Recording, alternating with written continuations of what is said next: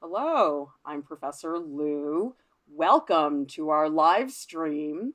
I'm here today with art prof teaching artist Jordan McCracken-Foster. We have a very loaded topic that we're going to talk about today that I think is really important to have conversations about. And the topic is, do we separate the art from the artist?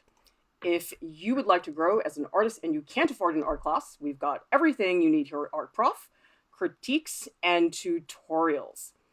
This idea of separating the art from the artist, I think especially in recent years, has really become very prominent. I think a couple things happened. I think the Me Too movement had a lot of people reevaluating how we're looking at pieces. There's been a lot of Confederate monuments that people are now demanding be taken down. And so I think it's just really prominent in people's minds right now. And it's very tricky because, for example, as you guys know, we do a lot of these celebrity art critiques, and it's always really interesting to see the reaction to some of these because it is sort of hard to look at George Bush's paintings and not remember that he was the president of the United States. I mean, Jordan, how do you grapple with that? It's really hard to ignore who he is. Yeah, especially someone who's as high profile as George Bush and even some of the other celebrities we've done, musicians or actors or whatever they are. It's hard to take them out of our minds as that first role because we recognize them from one thing that they've done, and to see them in a whole different section, it's very, very bizarre. And it, I think in those types of situations, it is very difficult to separate the two. Yeah, because the thing is, for a lot of the celebrities that we're talking about, a lot of the times when we do the stream, people say, Whoa, I didn't even know that Marilyn Manson made artwork. And so it's almost like you're revealing this new side of somebody who you thought you knew everything about. And now all of a sudden you realize that there's this whole other part of their lives. So I'm curious to hear from you guys. Can you separate the art from the artist? Because Jordan and I were talking earlier that sometimes I really feel like it's a case by case situation, but then other times I think, oh God, there's no way I can look at Miley Cyrus's artwork and forget that she's Miley Cyrus. In fact, people gave me a lot of crap about this stream because they were very mad and said I was being so unfair towards her in this critique. So, Jordan, how do we grapple with this? Do we just say, let's just look at one case at a time? Or can we take a broader view? Mhm. I think I think it really does have to be a case by case situation because there are so many people who just have have differing opinions on the matter, and to one person it might not be as serious as the other, and to basically pronounce someone canceled just because of something that may or may not be questionable in their behavior, I think can be very dangerous. And so um, it's one of those things where I can't dictate to someone who is more offensive than the other. Um, yeah, it's challenging. It's really, really challenging. I'm kind of fighting for words in some ways. Anna Banana is saying in the chat, I think the art is always an extension of who the person is. That's a really interesting opinion, and I'm wondering what people think in the chat about that because people oftentimes do draw from their own personal experiences. I mean, if you guys watched our critique on George Bush, he had a whole series of images that was about, I think it was about veterans, although I could be completely wrong about that. But anyway, he has work about that. Paris Hilton had these collages where she had cut out all these images of herself and done these self portraits. And Miley Cyrus, I believe, had taken gifts that she had gotten from fans and assembled them together into these sculptures. So I think there is a certain degree of truth to that. I think it depends on the artist as well. Slutnir is saying in the chat, how about those artists who are not good people? Okay, well, let's look at some of those artists because actually there are quite a few of them. And I would say Chuck Close is probably the most recent artist to be accused of sexual misconduct. And now, Jordan, you've seen Chuck Close's work in person, right? Yeah, I went to the MoMA Museum in San Francisco, and it was one of the few pieces that really struck me. I think he actually had two really large paintings in there. And so, for you, did you know anything about him at the time? No, I don't even think I remembered his name, to be honest. I just remember looking at his work and going, whoa, that's really cool. And I was looking up close and then standing back like it was a Ferris Bueller scene. And, I really enjoyed it for those couple seconds. And then I just moved on. I never really thought about who the artist was behind the piece, at least not in that situation. Well, Jordan, I actually think that brings up something because maybe you can look at an artist like Chuck Close and think, wow, this is a really cool piece. And maybe because you just didn't read the news article, had no idea that he had been accused of sexual misconduct. And he actually did issue an apology in 2018. And he was supposed to have a show at the National Gallery, which was canceled at the time. And so for me, I knew about his work for a long time. And he actually spoke at a printmaking conference that I went to a long time ago. And it is sort of startling when you hear these things about people whose careers you've looked at for a very long time. I mean, Chuck Close has been around forever. He's not somebody who is new on the scene at all.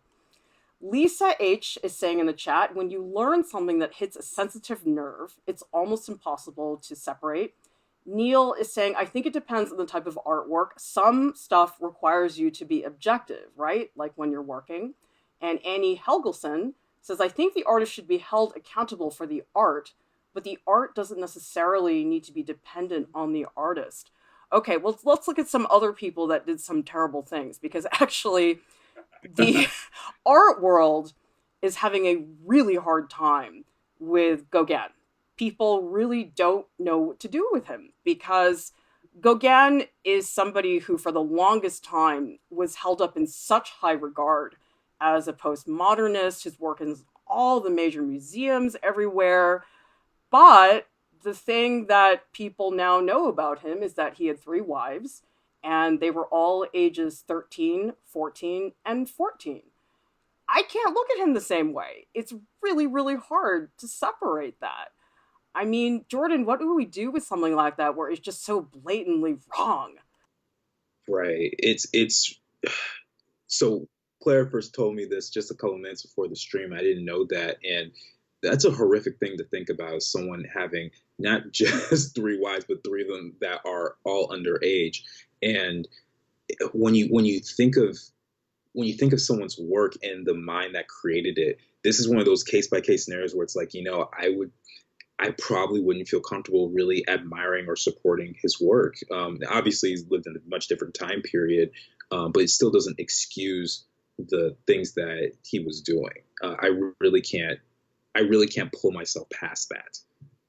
Well, one argument I definitely have heard from a lot of people is that, okay, well, hang on, what do we do? Because he's in literally every major museum in the United States. And what are we going to do? Remove all the Gauguin paintings that exist and burn them? I mean, that doesn't seem like a very smart reaction to me either.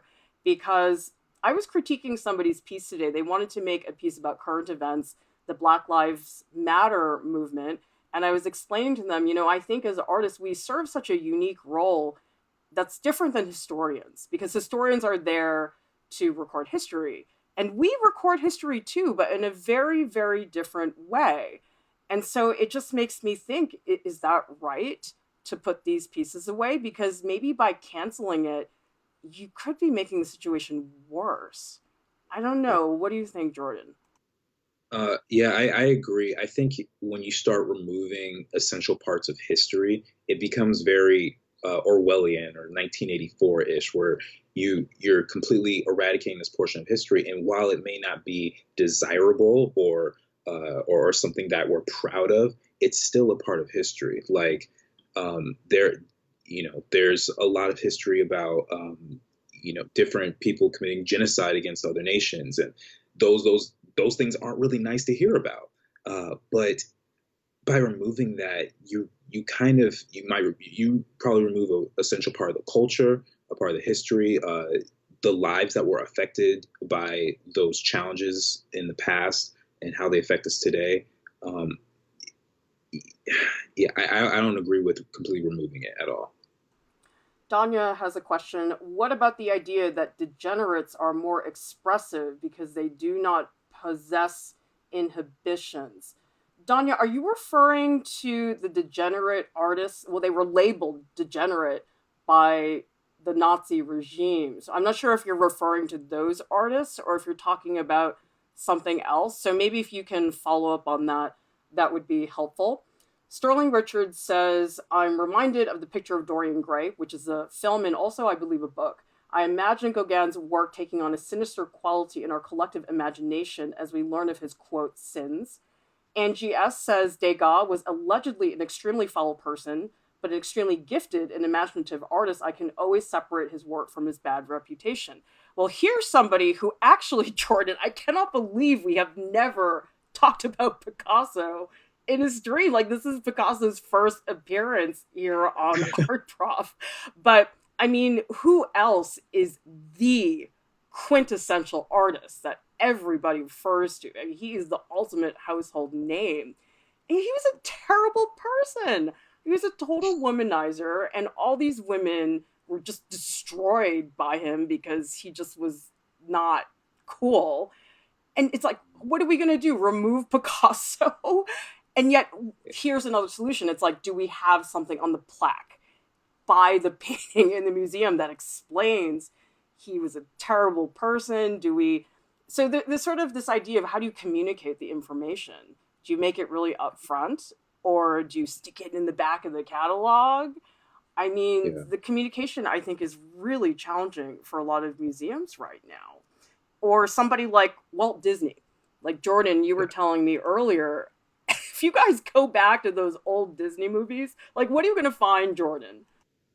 So I remember I watched Dumbo for the very first time when I was in high school, and no one prompted me to watch it. I was just curious, and I remember there being a scene in the beginning, and I kind of had an idea that Walt Disney might not have been the biggest fan of Black people, but there's a scene in there where you have a group of big, brawny Black men with no faces, and they're singing the lyrics, and I quote, "We slave all day, we slave all night, we never learn to read or write." Now, the thing about Walt Disney is part of that is just a product of the times. It's made in the 40s. But I can't say that if we, I can't say that we should remove Disney from, our history books because, first of all, if you did that, then we would have no Star Wars, no Indiana Jones, no, ESPN. And there's so many things that have been done since then to make progress. And you can see the movies that they're making now versus back then. There's a huge shift. And so, but, it is a part of the history. It's uncomfortable, but I also sort of understand why I may not agree with it. It's very challenging. We have a question from Blighted Angel. Is it easier to accept the artist's bad behavior once they're dead? Once their support is not helping the art directly, is it okay? Well, that's a really good question because Gauguin's not alive. We can't do anything right now, but for some of these artists who are still alive, like here's an example of somebody who is still alive and actually fairly young, who is Dana Schutz. Now, if you don't know what happened with Dana Schutz, she's actually like my age. She's not really that old, but she had this meteoric rise into the art world, and her work is in all these collections all over the place. But basically, what happened in 2018, she showed at the Whitney Biennial, which is like the show of contemporary art in the US. It doesn't get more prestigious than that in terms of shows. And she created this painting called Open Casket. And it caused a huge controversy because it's an image of Emmett Till. Jordan, can you explain who Emmett Till is? Yeah, so Emmett Till was a young boy, I believe he was 14, and he was accused of basically uh, not assaulting, but maybe sexually assaulting a white woman back in the 50s. And he was this woman spread all these rumors to her family and stuff, and he was not just murdered, but it was brutal. It was to the point where you couldn't recognize him.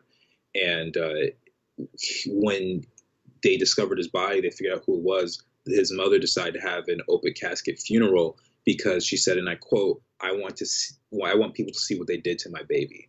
And actually, a couple of years ago, I went to see the actual casket in the African American Museum in Washington, D.C. And it was the only place in the entire museum, it was like 6 stories, where you couldn't take a photo. And it's very somber. People are very quiet. And if you look inside the casket, there's a photo of Emmett Till's brutalized face, and it's the most heart-wrenching thing to see. And it's really it's almost indescribable. You would have to go see it for yourself, honestly. Well, so basically what happened is Dana Schutz decided to do a painting of the open casket. Thus, we're looking at the painting right now, and people were furious about this because you're playing with fire. Anything that is so incredibly sensitive, you have to know what you're doing. And honestly, her explanation for why she chose this subject matter, I thought was the flimsiest thing I'd ever heard. She basically said, "I related to this situation as a mother." And I was like, Dana Schutz, what, have you like never worked as an artist before? Like, it just seemed like the lamest thing. Like, how can you make work like that and think about it so flippantly? Like, I was really furious when I saw what she did. I mean, I just was like, what are you thinking? Benjamin Butenmuller says, "I think we just need to reckon with accurate understandings of complicated realities in art history. Some amazing artists have done not amazing things, but they're still influential artists."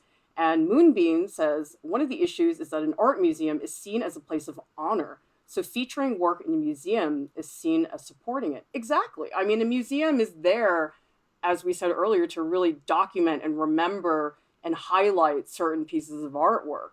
I mean, Jordan, what I think is interesting is that you did see the casket. You saw the real thing in the museum. I mean, what does it feel like to see Dana Schutz, who is a white woman, make an image about that?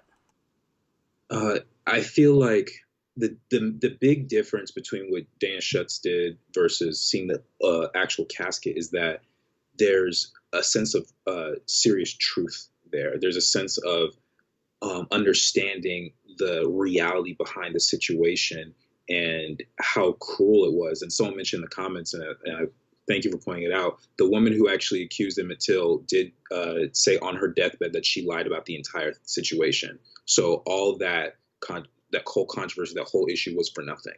And an innocent child was killed. And but when you have Dana Schutz creating this piece and trying to rationalize it the way that she did, it very much feels like it's cheapening the entire story. It feels like an important part of American history is just being tossed around flippantly like it's, a scrap of food. And it's really insensitive. And I can't think of, I'm not saying that she shouldn't have made a piece about Emmett Till in general, but I don't think she did it the right way, certainly.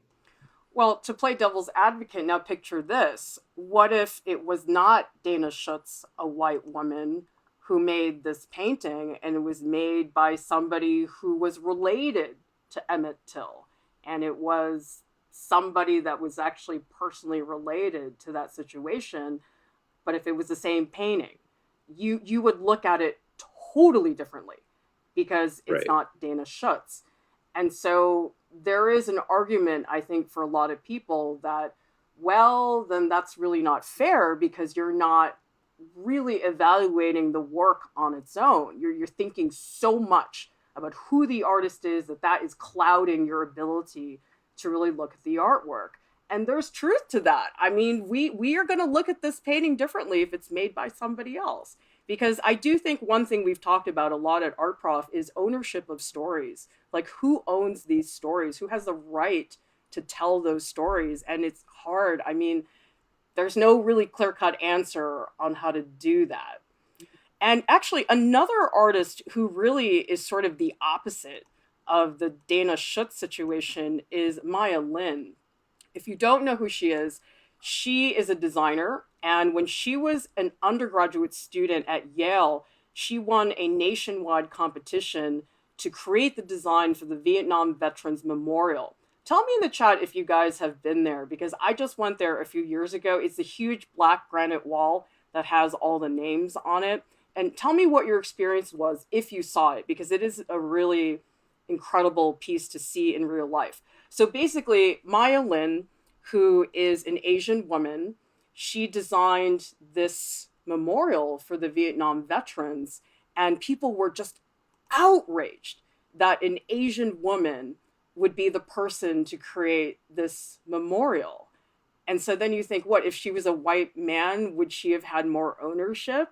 Although now the memorial, I think, is very much praised for its power, and it's known for people really just collapsing to their knees and complete emotion. So, wow, that got really complicated. So, what do we think about this, Jordan? We're not here to make any judgments. I think we're here more to put out all the different ways of thinking about it.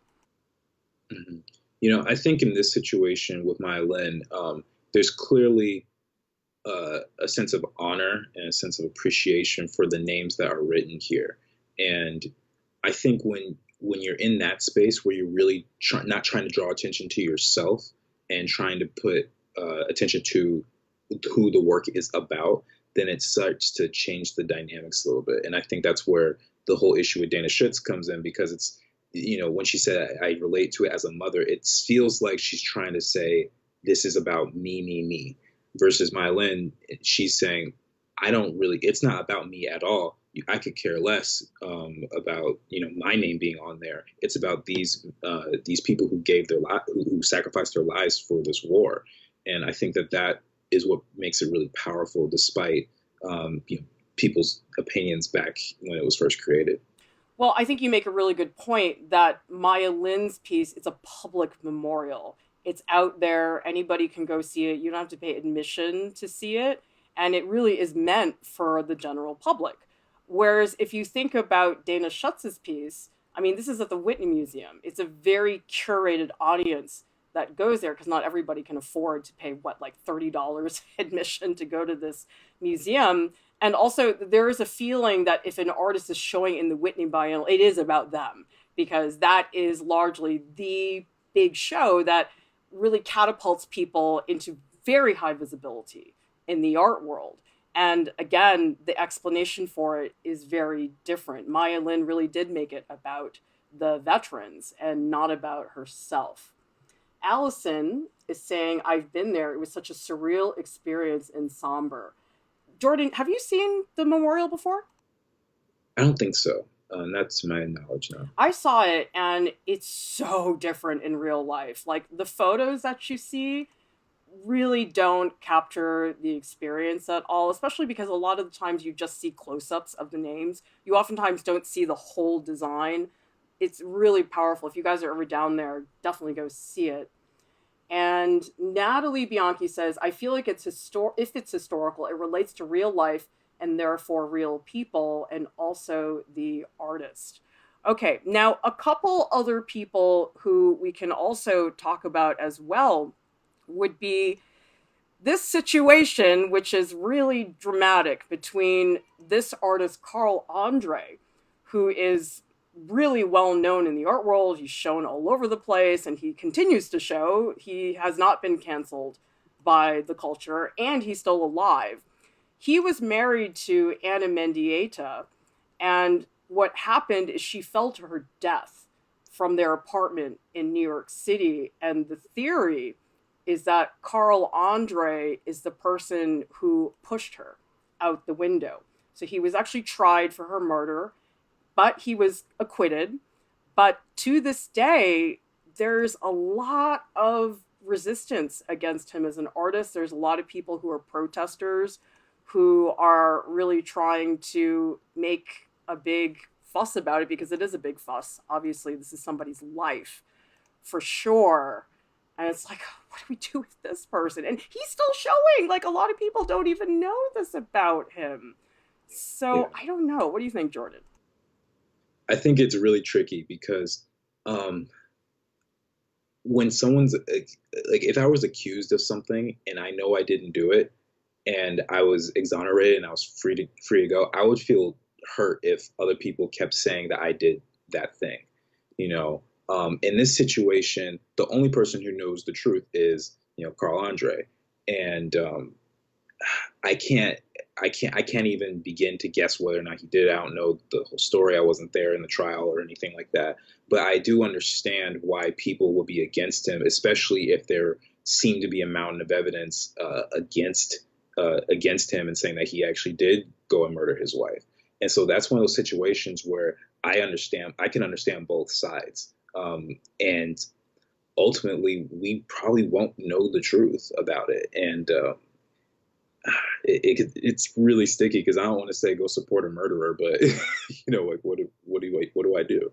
Yeah, and some situations are very cut and dry where something is definitely this. I mean, the example I think would be Harvey Weinstein, what happened with the Me Too movement. I mean, they had totally undeniable proof and everything, and he was prosecuted and stuff. So there's stuff like that, but there's other cases that I think are not so clear cut.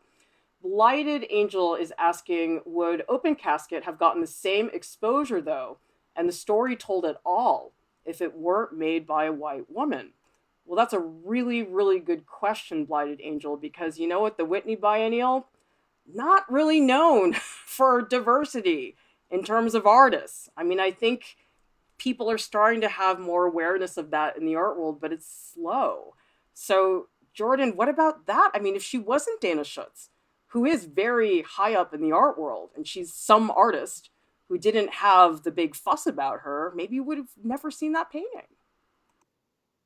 That's possible too. I mean, it's hard to speculate on this situation because um, as far as I know, no one else was thought to create another piece like this, at least not recently. And I think also it's gotten a lot of attention because of the current climate of the world and the racial tension that's happening. So I think that that's part of why it also got as much buzz as it did.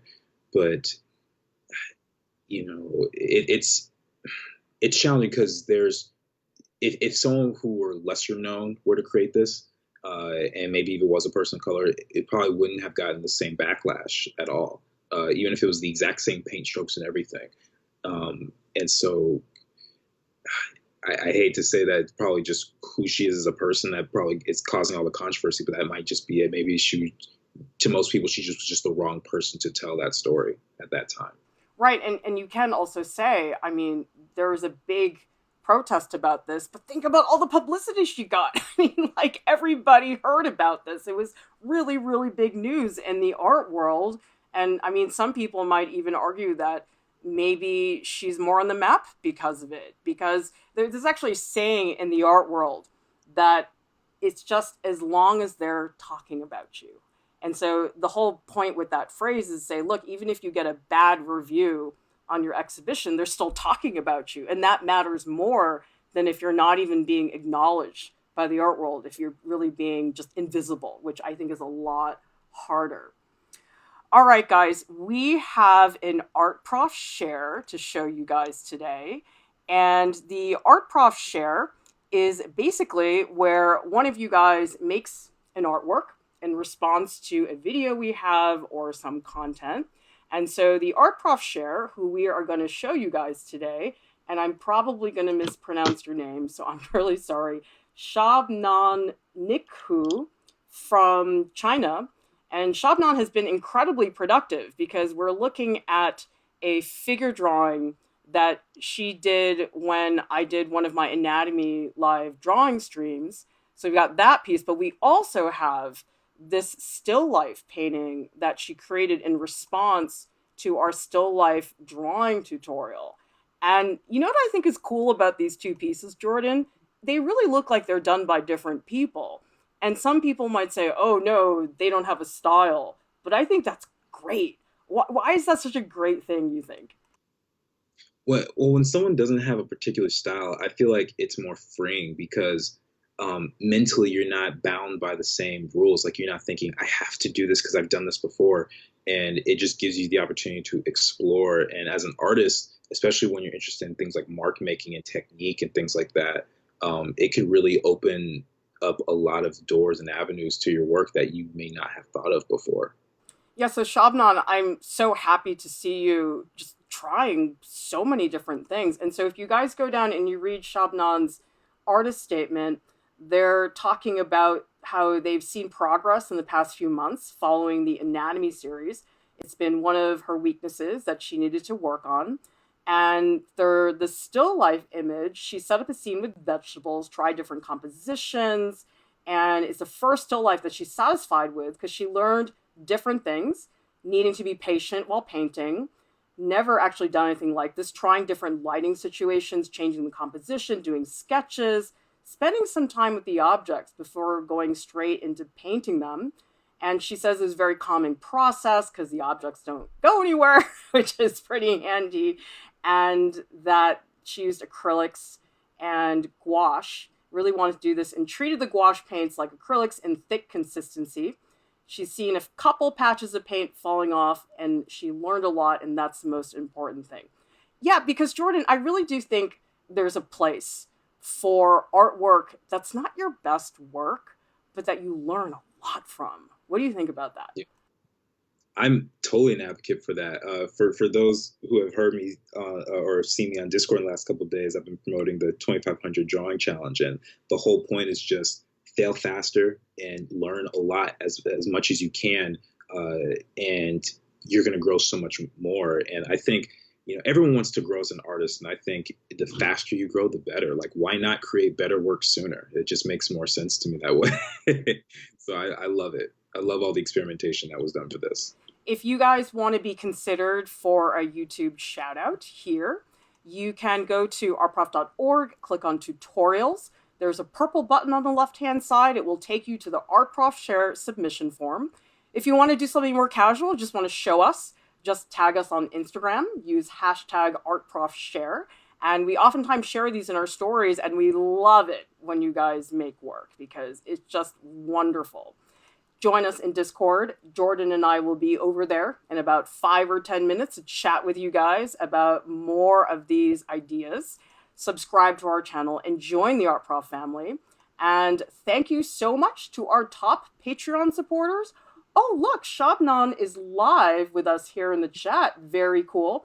Shabnan saying thank you so much. Trying all these things now. Collages are my new thing for a quick response to news pieces. Very cool. Well, I'm excited that you're continuing with the experimentation because that's just great to hear. So thank you to our top Patreon supporters. You guys keep us up and running. We would not be here without you. Everybody, we'll see you on Discord in a few minutes. Stay safe. We'll see you next